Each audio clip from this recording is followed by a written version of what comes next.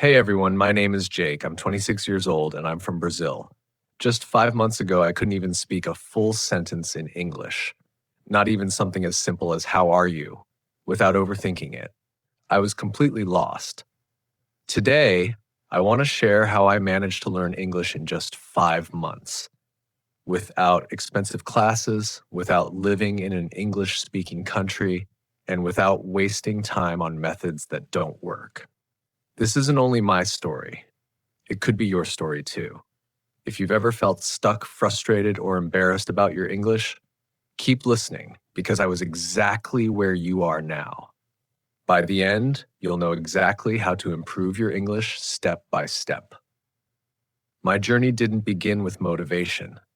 It began with a failure that changed my life. For years, I dreamed of working for an international company. My goal was to become a software engineer at a big tech firm. I loved coding, I was good at it, and I dedicated myself day and night to improve my skills. Finally, after years of effort, I got my chance. I applied for a position at a huge company in the United States. When I received the recruiter's email saying I had been selected for an interview, I was ecstatic. I imagined living abroad, earning a great salary, and working alongside the best people in the industry. Then the interview came. I'll never forget it. I opened Zoom and saw three interviewers, all native English speakers. They started talking, and to me, it felt like their voices were playing on fast forward. I couldn't understand anything. The first question was simple. Jake, can you tell us a bit about yourself and your experience in software development? I froze. I knew exactly what I wanted to say in my head, but the words didn't come out. All I managed was, yes, I am software. I do coding, many projects. Good. I am very good. The silence that followed felt like a knife in my stomach. They asked more questions, but I couldn't answer them. Eventually, one of them smiled politely and said, "All right, Jake, thank you for your time." I knew what that meant. I had failed. It wasn't because I lacked skill as a software engineer, it was because I couldn't speak English. That day, I realized something crucial. English wasn't just a language, it was the key to my dreams, and I didn't have that key. I felt ashamed, embarrassed, and angry at myself. For years, I told myself I didn't need English, that my technical skills would be enough. But the truth was clear now. Without English, I was invisible. That night, I made a decision. I would learn English, and I would learn it fast. Most people, when they decide to learn English, immediately pay for expensive courses. But I had already tried that. A year earlier, I had taken an online English class. The teacher made me memorize long vocabulary lists, study grammar rules, and complete boring exercises. After 3 months, I still couldn't have a simple conversation. So I knew that traditional classes weren't the answer. I needed something different, a system that worked in real life. That's when I created my 5-month method. The first 15 days were the foundation. Like many beginners, I thought I just needed more words. But I already knew hundreds of words and I still couldn't speak, so I didn't learn new vocabulary at all during those 2 weeks. Instead, I focused on using what I already knew. I created a list of 50 survival sentences that I needed in daily life, such as, "Hi, how are you? Can you repeat that? I don't understand, and I need a coffee, please." Every morning, I read these sentences out loud 10 times each. At first, my tongue felt heavy, but after a few days, the sentences became automatic. I also began talking to myself in English every day. Whenever I was alone, I narrated what I was doing. I am taking a shower. The water is hot. I feel relaxed. Or I'm making eggs. I like eggs. They are easy to cook. At first, it felt silly, but soon I realized it was my own private classroom where no one could judge me. Within a week, my brain started to think in English.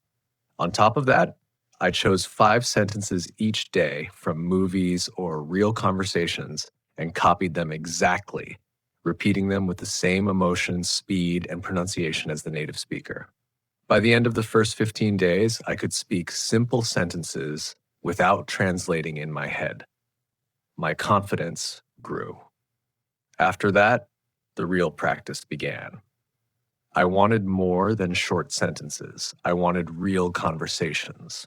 To do this, I created what I now call the question-answer method.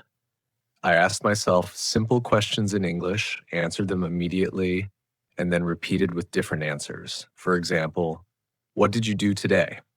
At first, I answered, I worked. Then I expanded it. I worked on my project. Next, I worked on my project for 3 hours, then I took a break.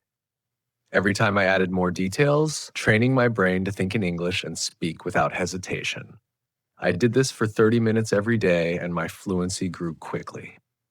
Pronunciation was another big challenge. Native speakers could understand me, but my accent was strong. To fix this, I used what I call the echo technique. I listened to a sentence from a podcast, video, or movie, paused, and repeated it exactly the same way. Same rhythm, same emotion, same tone. It was difficult at first, but after daily practice, my pronunciation improved so much that even native speakers started complimenting me. For vocabulary, I stopped memorizing lists and instead used the story method.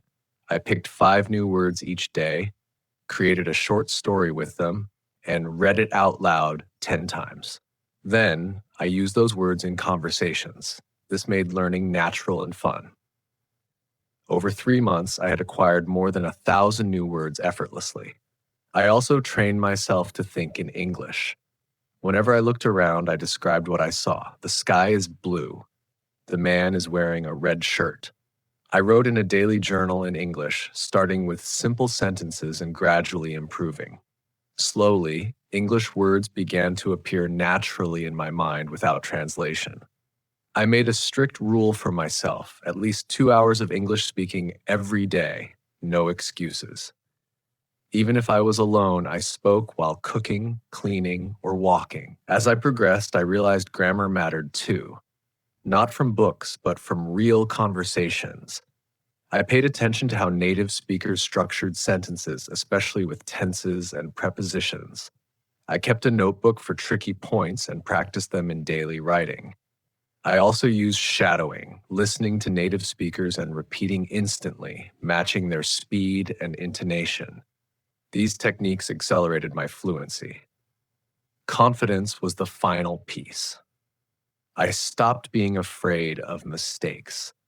I forced myself to speak English at every opportunity, in stores, with friends, with strangers. People understood me and they appreciated my effort. Eventually, I joined online groups to practice with native speakers. At first, I was terrified, but I prepared 10 common conversation topics and rehearsed them daily. Soon, I could talk naturally, make friends, and even enjoy the process. The turning point came when I realized I was no longer hesitating. Words flowed naturally, and I understood others without translating. 5 months after I began, I reapplied for my dream job. This time, I walked into the interview with confidence. I spoke clearly, answered every question, and truly owned the language. A few days later, I got the call. Congratulations, Jake. You got the job. I'll never forget that moment. My starting salary was $5,000 a month, more than I had ever imagined. I called my parents and we cried together. With my first salary, I bought my father a watch and my mother a necklace, as a way of thanking them for believing in me. Looking back, every struggle, every late night, and every moment of frustration was worth it. I learned some powerful lessons. Mindset is everything. Consistency beats perfection. Mistakes are part of learning, and surrounding yourself with English changes everything. You don't need expensive classes or a perfect environment. You need belief, daily practice, and persistence. If I could do it in 5 months, so can you. No matter where you are now, no matter how difficult it feels, start today. Speak, listen, read, write, make mistakes, and keep going. The pain of discipline is temporary, but the pain of regret lasts forever. Choose discipline. Choose growth. Choose success. Your journey to fluency starts now.